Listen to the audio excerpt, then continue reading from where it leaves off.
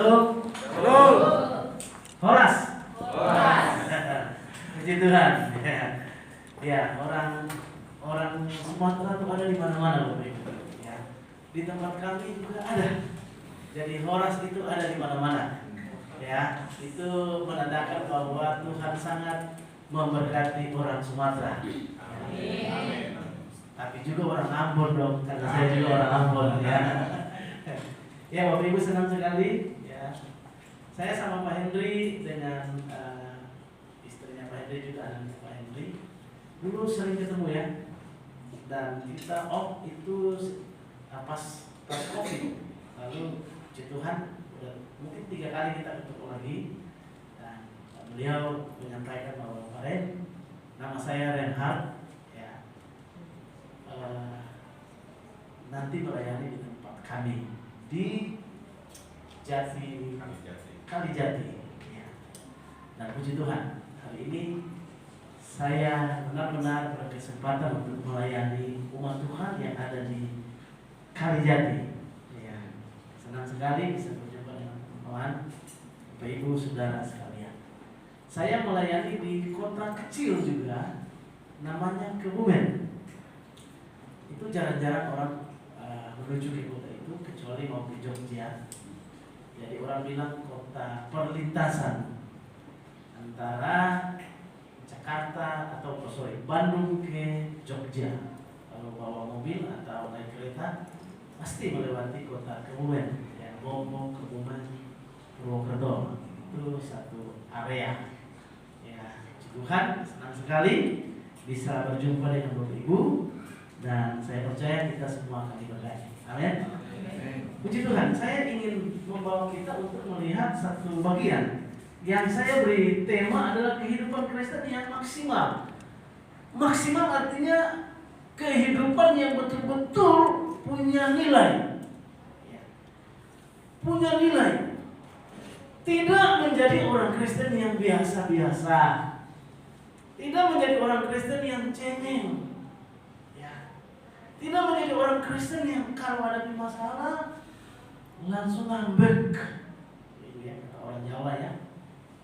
Tapi orang Kristen yang wow, yang bermental luar biasa, kuat hadapi segala tantangan, masalah, persoalan, apalagi cuma hanya menghadapi orang-orang yang mungkin iri, yang mungkin mencibirkan kita. Terlalu kecil masalah-masalah yang demikian.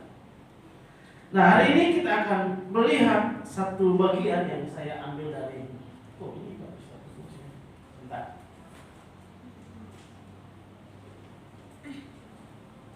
Mungkin enggak. Oke, maaf ya. Ada ketutup kali Pak jadi.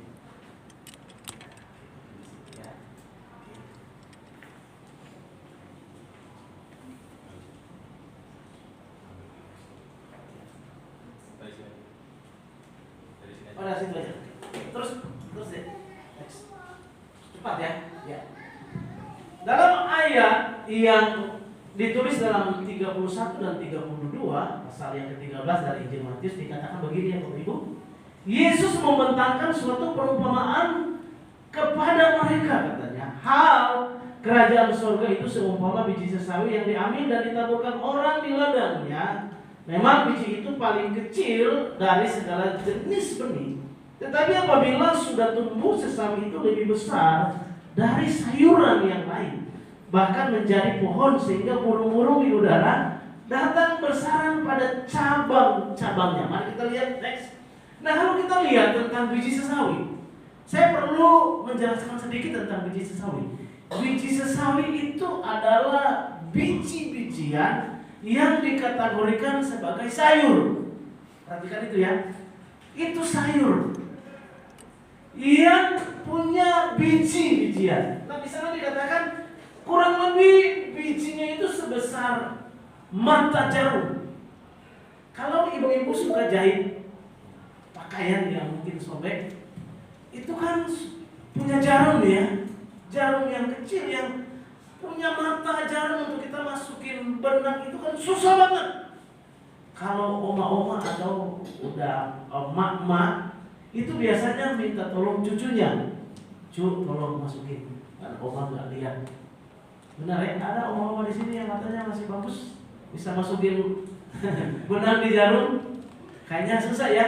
Saya aja harus pakai kacamata karena udah umur 50 lebih ya. Kecuali lihat duit pasti jelas ya. Nah, kecil banget, jadi kecil, biji sesawinya itu kecil. Terus lihat lagi, nah, kemudian harus cepat ya. Sesawi itu merupakan jenis, terus saja ya, jenis tumbuh-tumbuhan yang sangat mudah tumbuh di tempat yang tandus. Israel itu kan tempatnya kan panas seperti Timur Tengah lainnya ya. Lalu dia sangat katakanlah subur atau mudah tumbuh di tempat itu. Nah, ada tiga jenis ya. Di sana dikatakan ada ini warna coklat sebetulnya, lalu ada warna merah dan warna putih. Jadi 3 jenis biji sesawi atau benih sesawi. Nah, untuk apa? Nah, kalau kita lihat di sini yang pertama pasti dong biji sesawi kan akan nunggu sayur sesawi kan, udah pasti kan. Tapi ada bagian yang kedua lagi. Dia bisa berfungsi sebagai penyedap rasa atau rempah-rempah. Kalau Bapak Ibu makan nasi Padang kan rasanya agak beda ya daripada makan makanan yang lain ya. Bumbu Padang itu punya khas. Di mana-mana, mau di Kebumen, di Jogja, di Bandung, di tadi mana sih namanya? Enggak, yang tadi mana? Subang. Rasanya sama. Saya nggak tahu kalau di Kalijati rasanya gimana. Ya, tapi rasanya sama. Nah, ada bumbu yang nggak bisa temukan di makanan jenis lain kecuali di masakan Padang. Saya nggak tahu. Mungkin bisa saja biji sesawi ini salah satu bumbu ya. Nah, lalu yang ketiga itu juga untuk obat-obatan ya, pengobatan. Dan waktu saya baca pengobatan apa? Lebih kepada kecantikan. Jadi kalau orang-orang yang mukanya elek, tahu elek? Elek orang Jawa bilang ya. Elek sekarang tuh gampang. Hidungnya mancung ke dalam, tahu mancung ke dalam? Mau mancung keluar itu gampang. Ya. Pipinya ini bundar, mau jadi lancip itu gampang. Sedetik aja. Gimana caranya? Edit. Ya. Diedit ya. Nah, kembali ke sini. Ini bumbu benih ini bisa berfungsi sebagai obat-obatan yang bisa untuk mungkin wajah ya, wajah yang tadi saya bilang kalau warnanya putih bisa pakai obat ini bisa jadi coklat.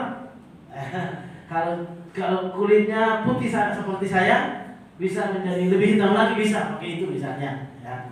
Kalau kulitnya hitam bisa pakai pengobatan itu bisa jadi putih ya. Jadi ini berfungsi ya. Terus next. Nah, sesawi itu tumbuh di tanah yang tandus tadi saya bilang. Nah, anehnya Bapak Ibu, sesawi ini kan perhatikan sayur ya. Itu kalau ditanam, ditancapkan ke tanah, itu akarnya bisa dalam banget. Dalam. Lalu ketika dia sudah berakar, lalu bertunas, lalu tumbuh, itu perhatikan. Itu bisa seperti pohon mangga. Artinya besar sekali. Tadi saya bilang sesawi itu apa? Biji yang akan jadi apa? Bukan pohon ya. Sayur. Siapa sini di rumah suka tanam sayur, Ibu? Angkat tangan. Di rumah ini orang-orang Kalijati ini kebunnya di pasar semuanya ya. Kebunnya di pasar ya. Saya tanam Pak, tapi yang panen tukang sayur, saya tinggal beli ya. Besar banget Bisa sampai 3 meter lebih. Bahkan kalau kita lihat ini seperti pohon mangga besar. Lalu di sana dikatakan karena besarnya makanya daunnya lebat dan bisa untuk tempat bersarang burung. Aneh memang.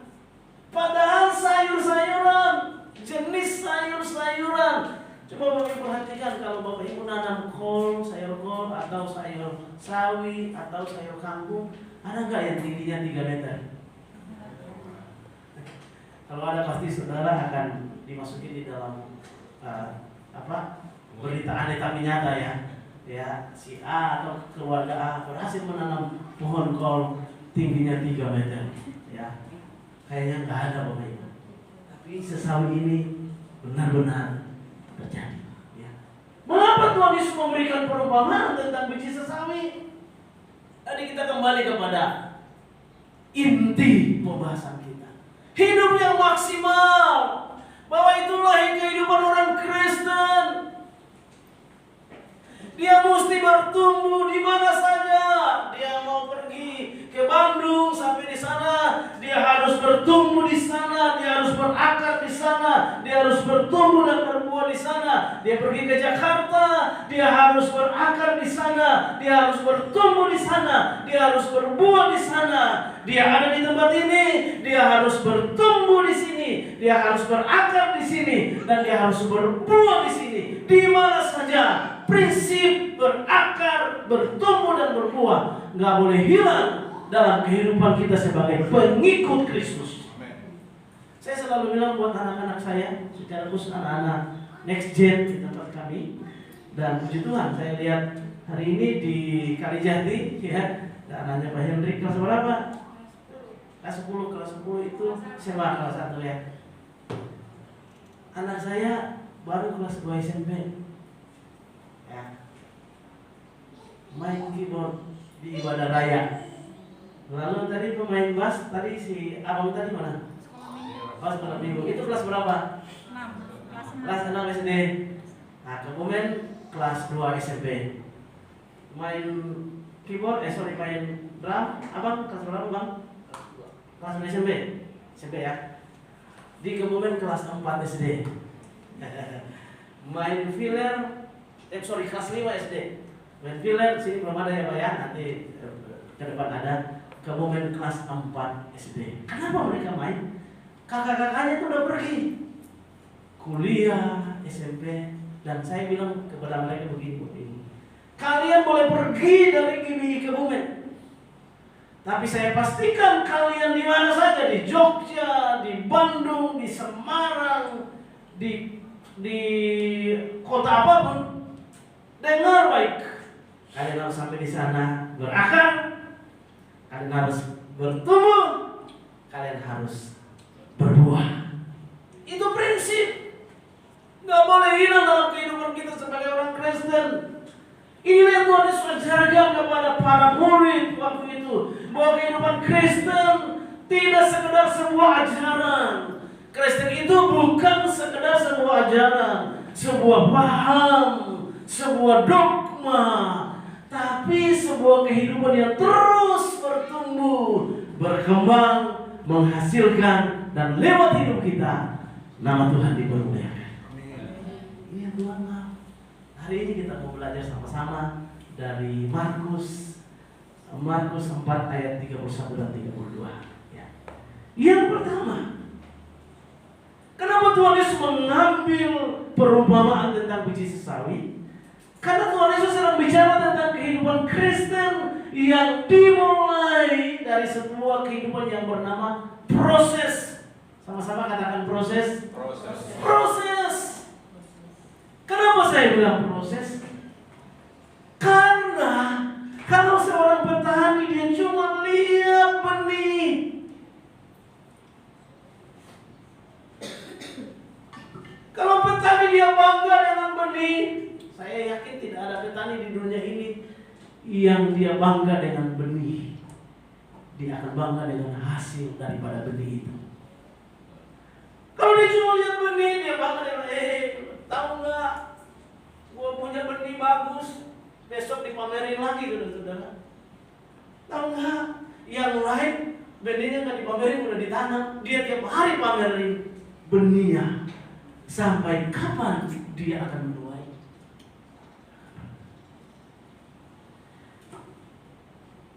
Seumpama biji sesawi yang diambil, ditaburkan, biji itu tumbuh menjadi pohon. Itu kan sebuah perjalanan waktu yang tidak mudah. Jadi kita lihat teks. Perjalanan yang dimulai dari benih. Lalu benih itu apa? Ada yang namanya disemayamkan. Dia punya tempat khusus sebelum ditanam. Disemayamkan supaya dia tahu benih yang bagus yang mana, yang kurang bagus yang mana, yang gak bagus yang mana. Jadi pada waktu dia tanam, seorang petani dia menanam dari hasil semayam yang punya kualitas. Ibu lihat, apakah tanam lalu selesai? Enggak. Petani itu dia pulang, dia cuma dalam hatinya atau dalam pikirannya, beberapa waktu kemudian benih itu pasti akan tumbuh. Lalu waktu dia datang, dia lihat benih itu tumbuh. Apakah sampai di situ? Enggak. Dia merawat, dia menyiram, dia memberi pupuk. Kalau ada hama, dia semprot dengan obat-obat yang sudah ada. Dia datang, dia membersihkan pagi, sore, petang, siang, malam, panas, hujan. Dia kerjakan dengan tekun karena dia mau hasilnya itu bagus. Lalu, amin. Lalu dia garap, dia kerja dengan sungguh-sungguh. Beberapa waktu kemudian dia mulai lihat dari tunas-tunas yang sudah, dandan yang sudah mulai bagus, rantingnya mulai bagus, tiba-tiba keluar yang namanya calon buah. Wah, hatinya senang, Ibu. Hati senang. Lagi ya, Ibu. Dia rawat lagi. Dia bersihkan kalau ada ranting yang gak bagus itu dia potong, dia bersihkan kalau banyak daun yang menghalangi buahnya itu biar buah itu lebih bagus. Dia potong dahan-dahan yang mungkin tidak berfungsi, Bapak Ibu. Dan akhir cerita, dia menuai. Bapak Ibu jangan lihat ini simpel ya. Tapi ini bicara tentang kehidupan Kristen. Tuhan tuh mau buat kita tuh hebat. Tuhan mau buat kita orang Kristen yang tidak menjadi omongan orang. Tuhan mau jadi kita orang Kristen yang betul-betul punya nilai, punya value, punya kualitas. Yang orang gak jumpai, maaf, saya tidak mendiskreditkan tempat. Orang gak jumpai di pasar. Orang jumpai di mall. Mall itu tidak saja bicara tempat ya, tapi bicara kehidupan yang punya nilai. Ibu, saya di rumah di gereja KM. Nanti sebentar saya akan tunjukin gereja kami ya. Kami punya tanah itu pas-pasan. Artinya pas gedung, pas parkir, bahkan parkir kurang. Kalau parkir kita nyewa, bukan nyewa, numpang di kantor karena kami punya rumah Tuhan yang Tuhan percayakan itu di kawasan perkantoran. Jadi bersyukurnya kami gini, kalau kami hari Minggu kami bisa parkir di mana saja karena kantornya kan tutup hari Minggu kan, dan kami bebas parkir tanpa dipungut biaya. Itu luar biasanya kasih karunia ya. Nah, waktu COVID kemarin Tuhan ingatkan, Tuhan ajarkan, COVID ini bukan berarti kamu ngurung diri, isolasi ya. Tapi coba lakukan sesuatu yang menolong kamu, menolong keluarga saya tentunya ya. Kalau apa yang kami kerjakan Bapak Ibu,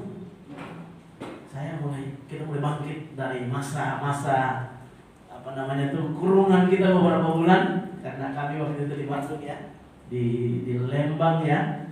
Lalu Tuhan kasih hikmat, ayo kerjakan sesuatu yang bisa dikerjakan. Bapak Ibu, saya punya istri, puji Tuhan ya, istri ini dia senang untuk nanam, cuma kami gak punya lahan. Nah, Tuhan kasih kami gereja cukup besar dan ada apa namanya bagian-bagian di lantai 2, lantai 1 yang buat sekat buat jalan, mungkin 1 meter lebarnya, di bawah tangga. Lalu Tuhan kasih hikmat. Tuhan, kami punya jemaat ada di desa bagian pantai selatan. Kalau di Kebumen itu ada pantai selatan. Dia punya sapi di sana Bapak Ibu, dia punya ternak sapi, kerbau, dan kotorannya itu kan kalau campur tanah kan subur kan. Lalu saya pakai mobil bak terbuka, saya telepon, saya bilang tolong siapkan Om tanah. Wah, itu mungkin 20 karung dia siapin Bapak Ibu, sampai mobilnya gak kuat. Jadi saya bawa pulang ke Kebumen. Ada pengerja 2, ponaan 2, saya sama istri kami 6. Jadi kami 6. Kami di gereja itu 10 orang Bapak Ibu. Jadi tiap hari kasih makan 10 orang. Ya, luar biasa juga. Mujizat Tuhan.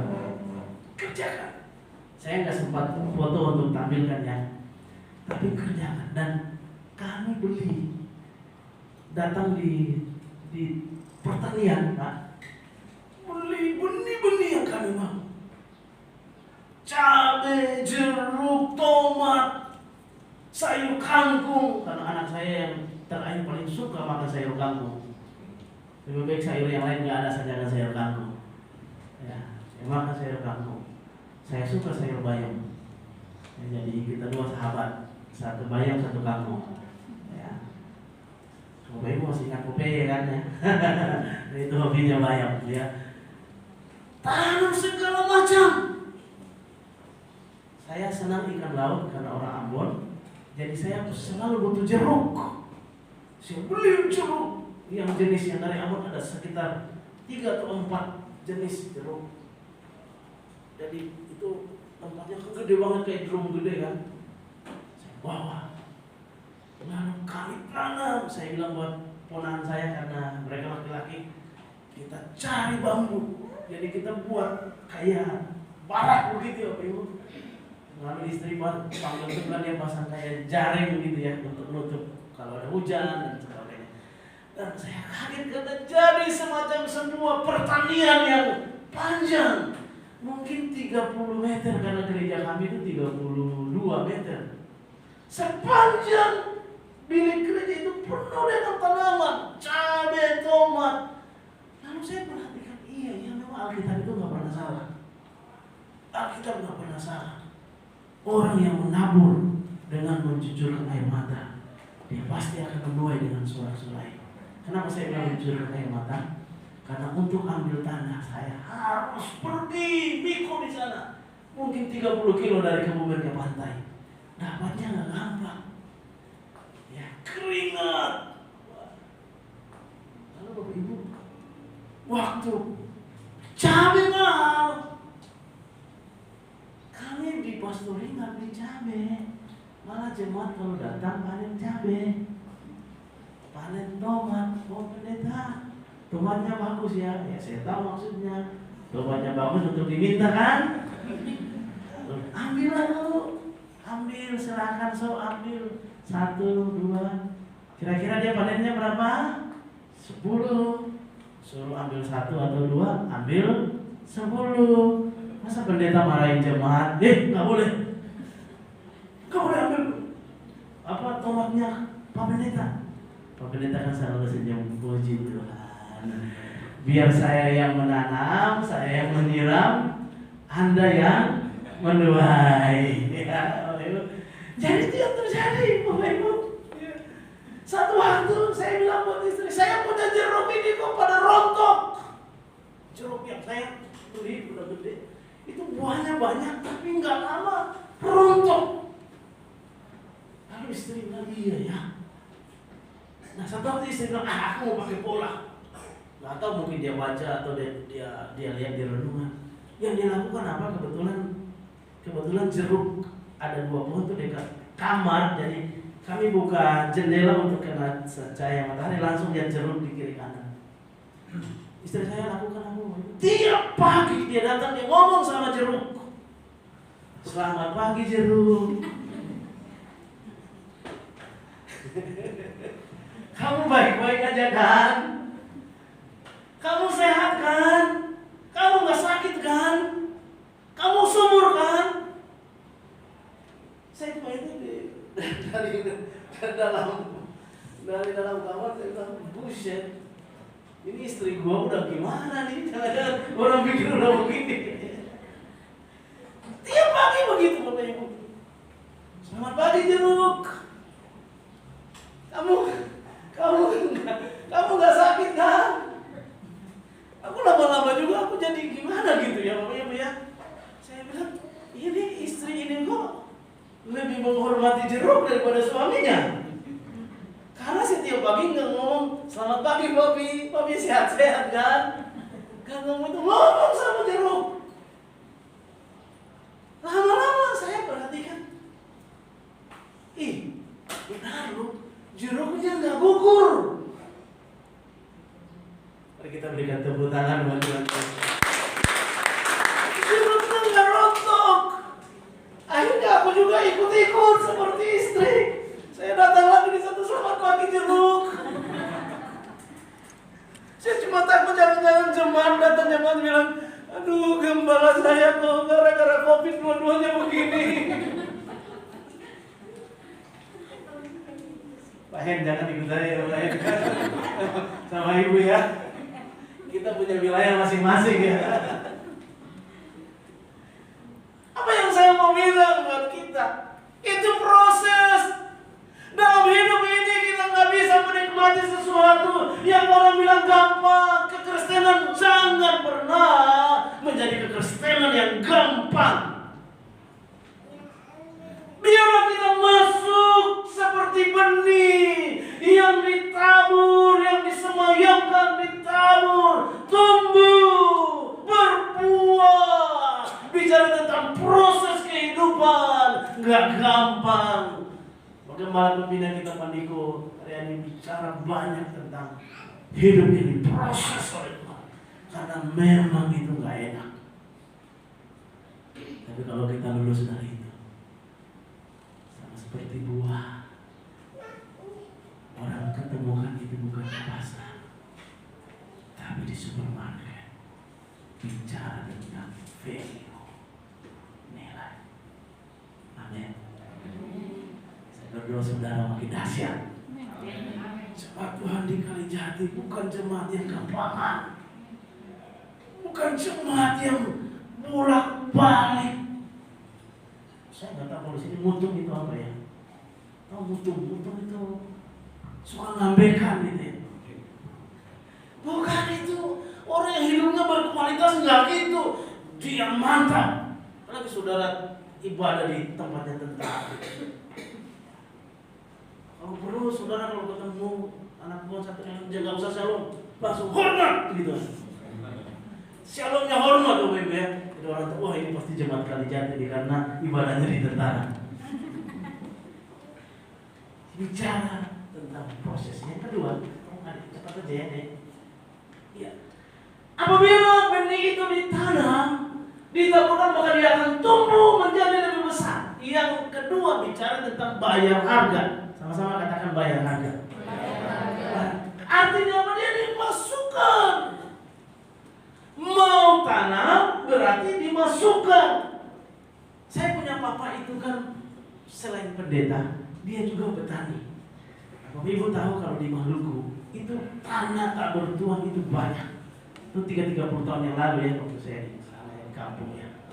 Jadi orang bebas asal dia rajin, dia akan dapat tanah yang besar, tergantung dia, karena tanah tak bertuan itu banyak, hutannya banyak.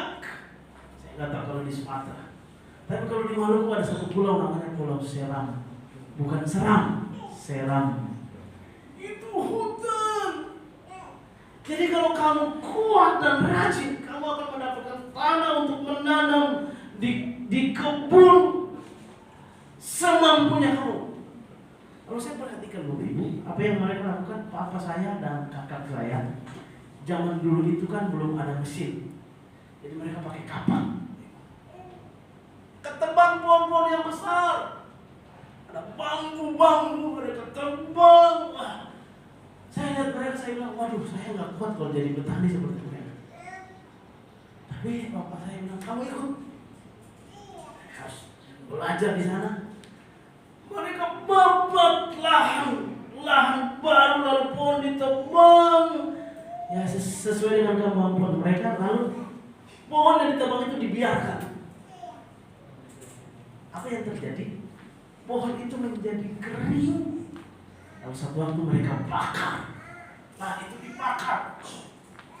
dibakar sampai lahan yang tadi ditebang itu semua terbakar, lalu menjadi debu. Satu waktu ada musim hujan, lalu hujan turun membasahi semua tumbuh-tumbuhan atau pohon-pohon yang terbakar yang sudah menjadi debu. Dan Bapak Ibu tahu, itu ternyata menjadi pupuk yang hebat banget. Lalu apa yang dia lakukan? Saya pertama kali mau nanam di kebun yang baru, selalu tanam kacang tanah. Saya perhatikan kacang tanah yang dilakukan. Jadi kalau kacang tanah di Maluku itu mereka pakai kayu yang diruncing, ya, tajam di ujung, lalu tanah tuh ditombakin begini. Nah, yang di belakang pegang benih kacang itu 2-3 dimasukin, diinjak. Nah, dimasukin lagi diinjak. Nah, dimasukin lagi diinjak. Nah, dimasukin lagi diinjak. Dan penuh. Ibu tahu 3 bulan berikutnya itu kacang sampai mau pecah. Mau pecah karena saking subur. Tapi saya perhatikan, rahasianya apa sih? Rahasianya benih kacang itu harus dimasukkan di dalam injak. Kalau dia dimasukkan dan diinjak, dia nggak akan mungkin bisa tumbuh dan menghasilkan. Ini rahasia yang kedua. Tuhan bicara tentang hidup kekristenan.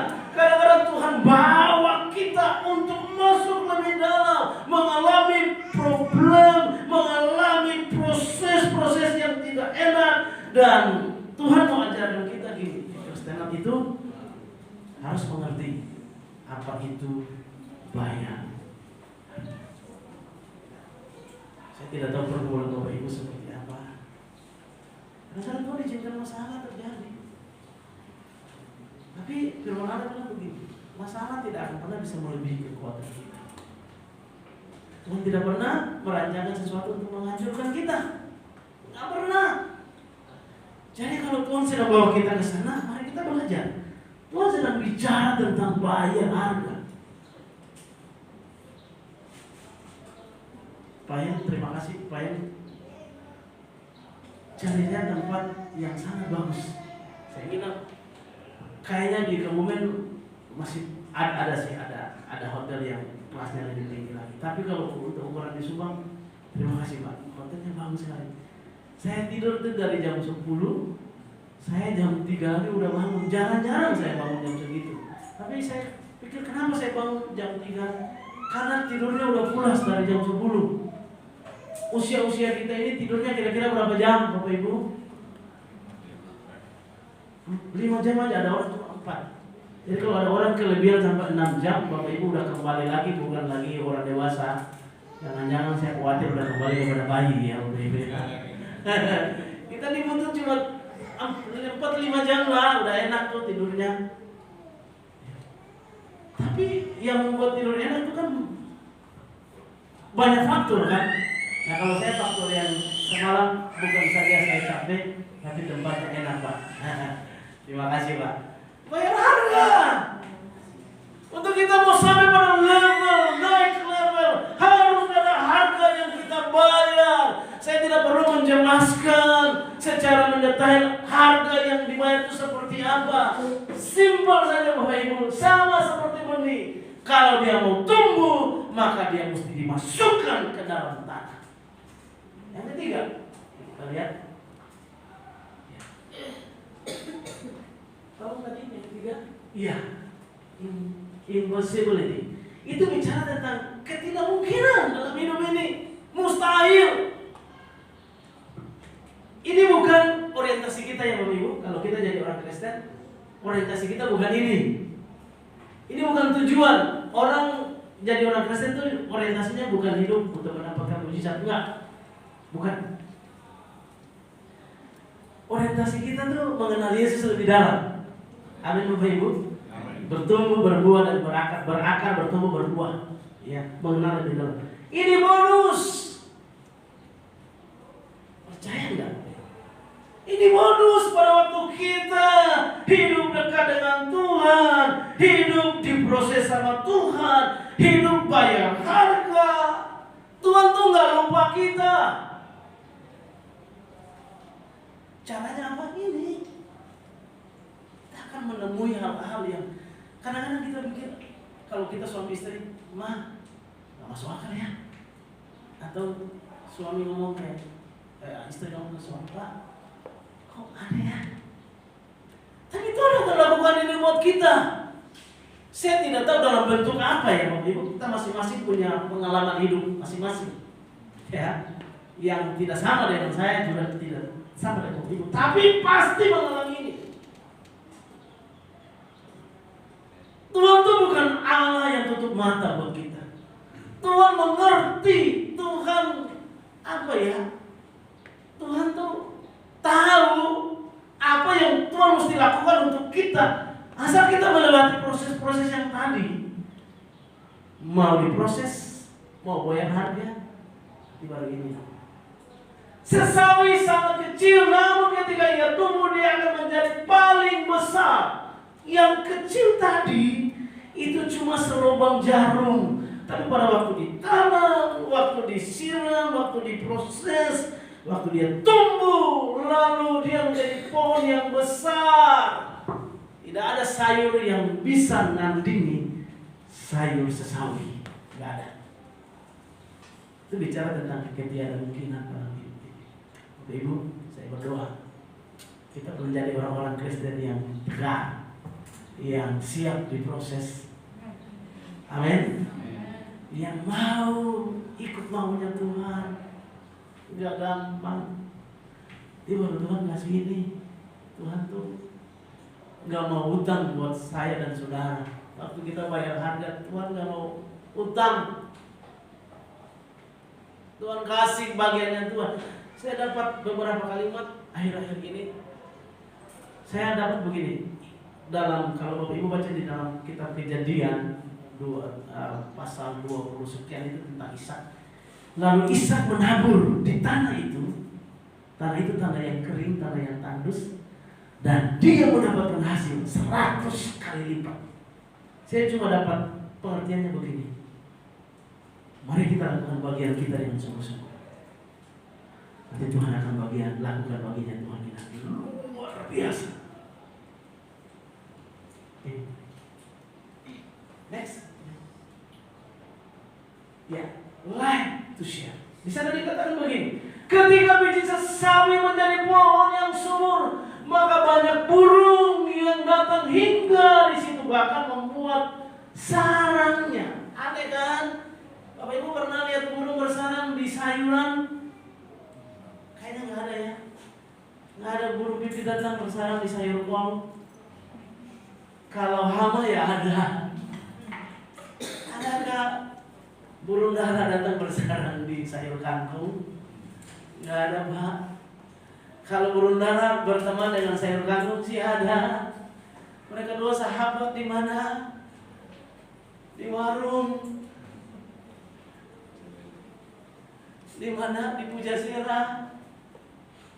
Yang paling banyak burung dara bersahabat dengan sayur ketimun, sayur kol. Itu di Lamongan Indah. kecuali sesawi. Datang, saya berpikir begini ya, Bapak Ibu, itu mungkin seekor pertama kali dia terbang. Lalu dia lihat, kok ada pohonnya gede ya? Karena di Timur Tengah kan panas ya Bapak Ibu. Lalu dia sampai, dia berhenti. Kalau dia memang menikmati, kok suasana di pohon sesama ini kok beda dari pohon-pohon yang lain. Tapi dia ingat teman-temannya. Dia bilang, aku mau dulu kasih tahu teman-temanku bahwa ada satu pohon yang rindang, yang sejuk, yang enak. Lalu dia terbang, dia sampai di kumpulan teman-temannya juga yang mungkin lagi terbang nyari tempat. Lalu dia bilang begini, kalian mau nggak? Aku tuh nemukan pohon yang rindang, yang bagus. Namanya pohon sesawi. Kalau dia punya bahasa burung ya. Benar, yang benar. Ayo, ke sana yuk. Lalu mereka mulai terbang. Segerombolan di Bapak Ibu. Terbang sampai di sana. Lalu mereka berhenti di pohon yang sama yang dikatakan oleh temannya tadi.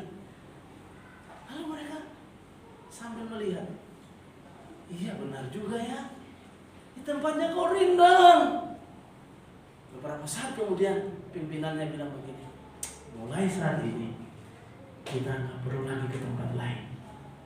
Udah, kita tinggal saja di sini. Akhirnya mereka sepakat tinggal situ. Mereka bangun rumah, buat sarang, dan Alkitab bilang sampai mereka beranak pinak. Saya cuma bilang bahwa hidup ini jangan untuk diri kita sendiri. Amin. Tuhan pakai kita, ayo kita menjadi berkat. Kita masing-masing punya wilayah sendiri, jadi berkat seperti apa? Itu nanti kita dengan Tuhan. Ya. Keluarga kita, pribadi kita, gereja kita. Nah, saya sedikit mau share saja tentang pelayanan dan Tuhan percayakan kepada kami. Ada di situ ya, ada kalau mungkin ditampilinnya. Oke, sampai situ dulu.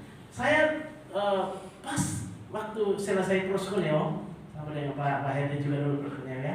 Saya melayani di Cirebon, kemudian di Tanjung, kemudian di Purwokerto, lalu saya diutus melayani di sebuah gereja namanya Gereja Betel Indonesia. Di mana ini Bapak Ibu? Kebumen. Ya. Saya datang, saya kaget. Ini udah agak lumayan ini. Tapi maaf kata seperti bengkel.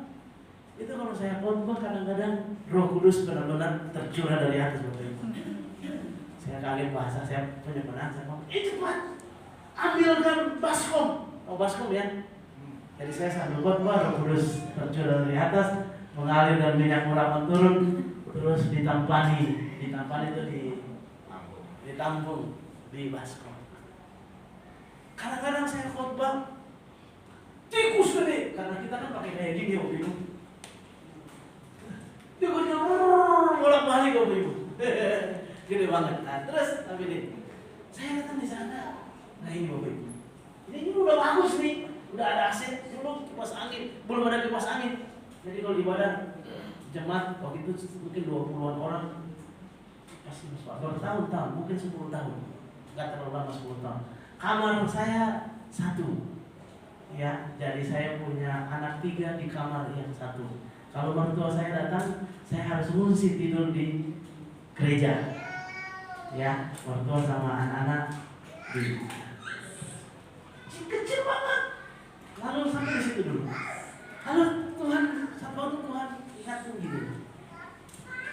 Tuh coba kamu lihat, itu ada tukang-tukang becak yang kalau ngantar mak-mak pagi-pagi ngantar untuk ibadah, ngantar.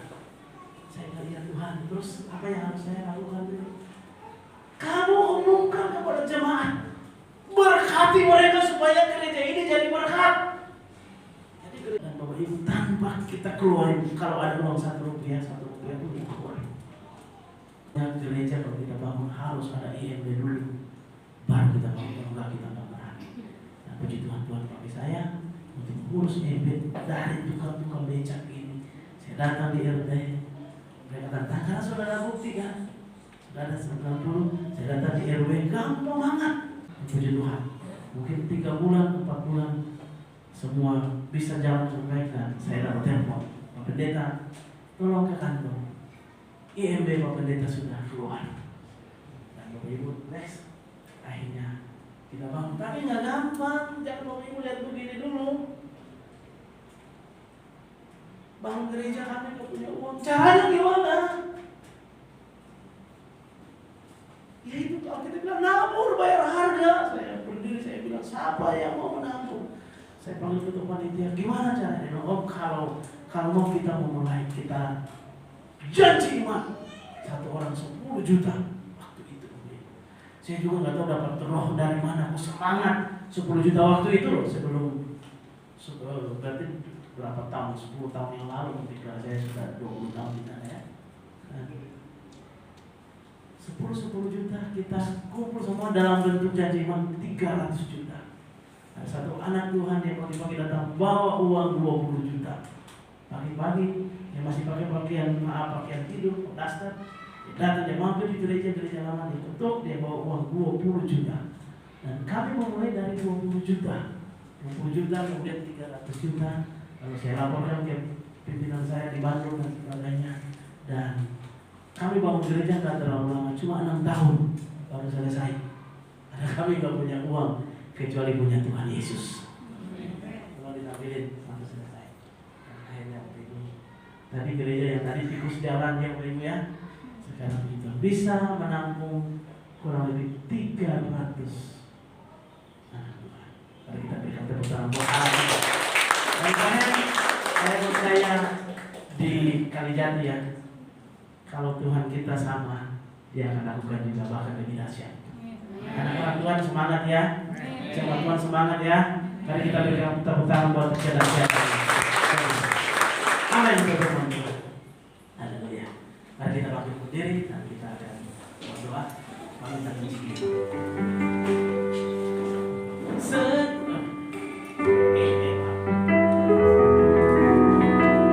Segala berkat dapat ku tanggung di dalam Dia yang memberi kekuatan. Tuhan Yesus menolong dan sabar. Tetap percaya Tuhan setia.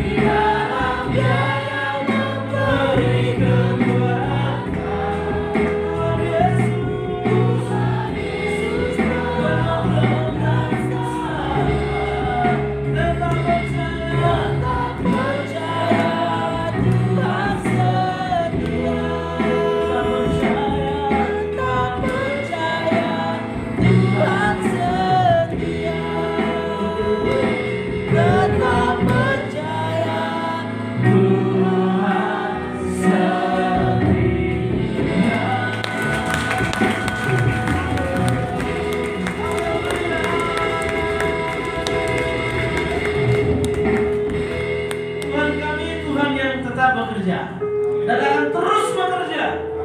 Karena Tuhan tidak pernah berubah. Segala sesuatu di dunia ini ada masanya. Tapi Tuhan kami tidak bisa dibatasi oleh apapun. Tuhan yang bekerja di kota Kebumen, Tuhan yang dahsyat akan bekerja di kota Subang, kota Kalijati. Kami yakin Tuhan ada waktunya yang tepat. Proses Tuhan, biarlah kami siap untuk masuk di dalamnya. Kami mengerti apa itu bayar harga. Karena kami mau menjadi orang Kristen yang punya nilai. kami semua, supaya kami sadar bahwa hidup kami hanya alat pakai dan bawa kami. Kami tidak melihat kepada hasil, tapi kami belajar dari proses, karena hasil akan mengikuti dalam sebuah proses Tuhan. Dan pada waktu kami diberkati, kami tidak akan pernah lupa hakikat kami, intisari hidup kami sebagai orang-orang yang menjadi berkat untuk kemuliaan Tuhan. Hamba berdoa untuk GBI yang ada di kota Kalijati ini Tuhan. Pak Hilde dengan ibu, dengan anak, dengan para pelayan Tuhan, anak-anak kami yang dahsyat, dan jemaat Tuhan, mereka yang pemerhati gereja Tuhan di tempat ini. Tuhan pakai kami semua. Kami bukan orang-orang yang hebat, tapi kami punya Tuhan yang hebat. Dan Tuhan yang hebat itulah yang akan bekerja dengan cara yang ajaib. Sampai waktunya nanti kami hanya bisa berkata, thank you Lord, terima kasih Tuhan, Engkau Allah yang dahsyat. Bapak, firman Tuhan sudah selesai, dan selanjutnya Tuhan akan bekerja lewat kuasa firman kepada kami semua. Berkati kami, dan di dalam nama Tuhan Yesus kami mengakhiri firman Tuhan.